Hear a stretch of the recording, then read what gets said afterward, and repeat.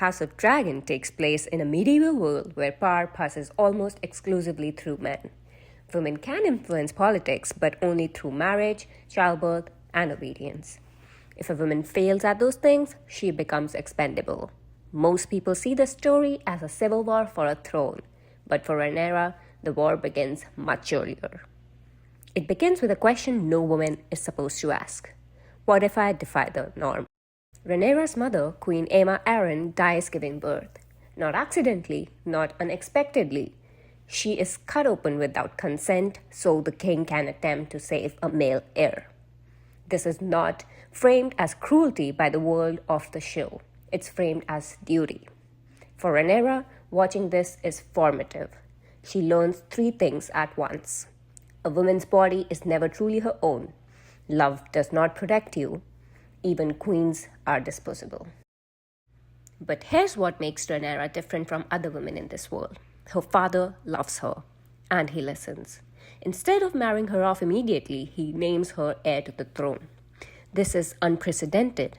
It tells Rhaenyra that she's not just valuable, she's exceptional. So while other women learn how to endure the system, Rhaenyra grows up believing she can challenge it. That belief is her greatest strength and her greatest flaw. Alicent Hightower grows up alongside Rhaenyra, but her lessons are very different. Alicent is taught that safety comes from obedience. Her father, Otto Hightower, pushes her into marriage with the king, not for love, but for political survival. She becomes queen by sacrificing her childhood, her body, and her autonomy. Where Rhaenyra is protected by her father's indulgence and power, Alicent is crushed by his father's ambition. This is why Alicent clings to the rules. Rules are the only thing that gives her suffering meaning. This is why she has a complicated relationship, which is a mix of friendship, envy, and hate towards Rhaenyra. Because Rhaenyra breaks the rules and survives. Every time Rhaenyra is spared the consequences, it threatens Alicent's entire psychological framework. If Rhaenyra can be reckless and still be loved, then Alicent's suffering wasn't necessary. And that realization is unbearable. So Alicent doesn't just enforce the system, she believes in it. Rhaenyra makes choices that would destroy any other woman. She has children outside her marriage. In this world, that isn't scandal, it's treason. It threatens the bloodline and entire political system it's built on. But Rhaenyra expects the lie to hold, because dragons back her claim. Alicent sees this as catastrophic. If bloodlines don't matter, then her entire life, her obedience, her suffering has been meaningless. That is the moment their conflict becomes inevitable. Daemon Targaryen enters Rhaenyra's life as both threat and mirror. When he returns to King's Landing after years in exile, he sees an opportunity.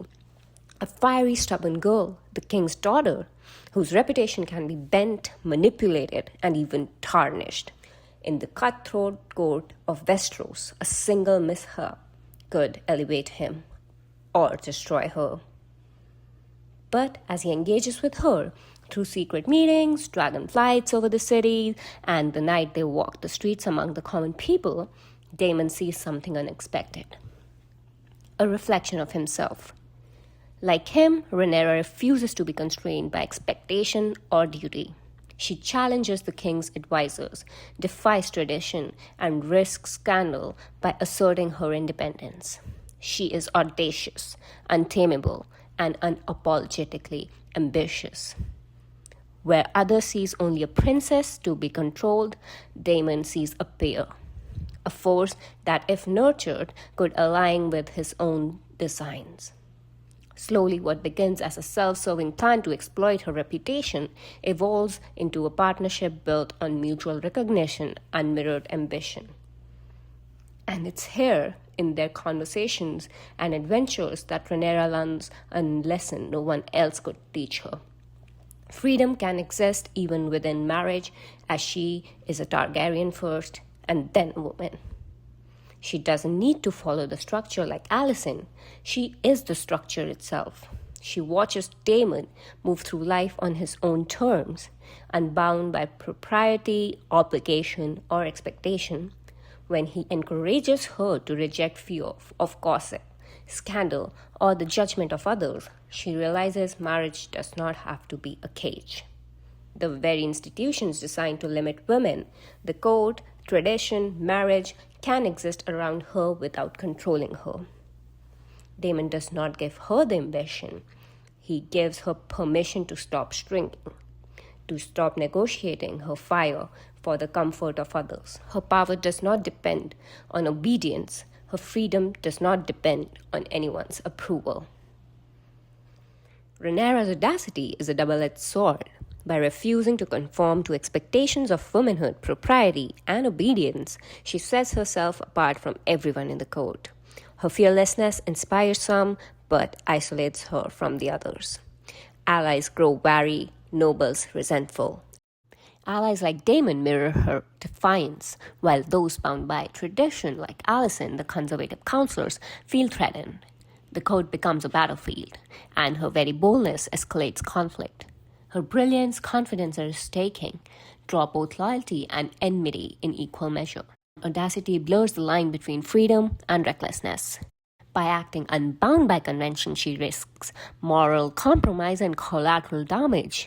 The more she asserts herself, the more her enemies retaliate, and the harder the consequences fall on those she loves. This is the paradox of fire. It illuminates and warms, but it can also burn everything in its path. Ultimately, the audacity of fire leaves a legacy. Rhaenyra is remembered, feared, and respected. Her defiance forces the system of Westeros to acknowledge her, reshaping the world around her, but it comes at a cost. She didn't break the machine that killed her mother. She became its most efficient operator, and that is the cost of audacity in a world built on fire.